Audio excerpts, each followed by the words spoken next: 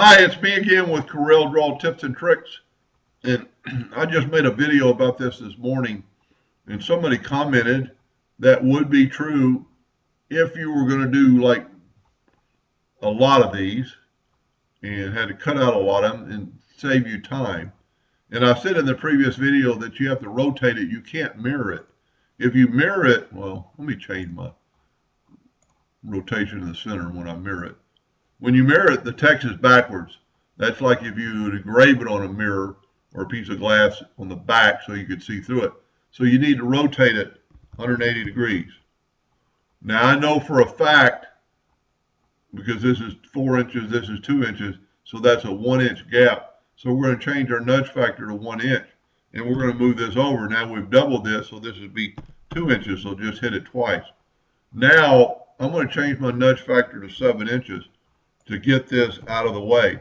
I'm going to go to Arrange, Ungroup, and I'm going to take this with the Shape tool, and I'm going to grab those two nodes, and I'm going to go right up here and break curve. Then you could take that line and delete it. Then you could grab these two nodes, and you can actually do it with your right mouse button. And always take the arrow that's pointing that way and hit delete. Then you have these two lines. If we move this back to 7 inches, now you're going to have two less cut lines, and these lines are the longest lines. So it's about, I'm just guessing, 30% faster to cut, because I don't know how that got there, but 30% faster to cut, because this one's going to be complete. This one's going to get complete, but you're not going to cut that line twice. So you're going to save cut time, and you're going to save wood. Now you could keep going with this, and especially if you had, if these were the 3 sets of textures you wanted, you could Control G and group that together. And this would be 10 inches. So let's just nudge it over 10 inches.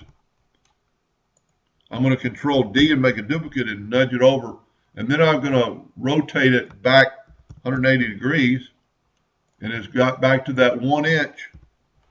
And I'm going to take this and I'm going to move it over 1 inch. Now, with that said, you could actually take this one. Let's go and group, ungroup, grab these two nodes. Well, I got to ungroup the whole thing.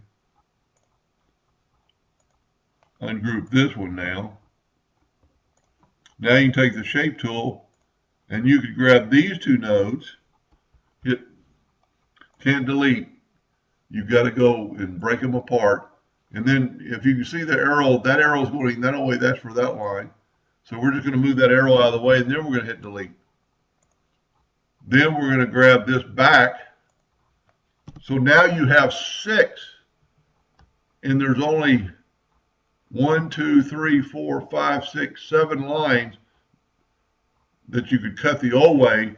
This way, you're going to cut 14 lines, or, well, 1, 2, and 5. So you'd cut 12 versus 7.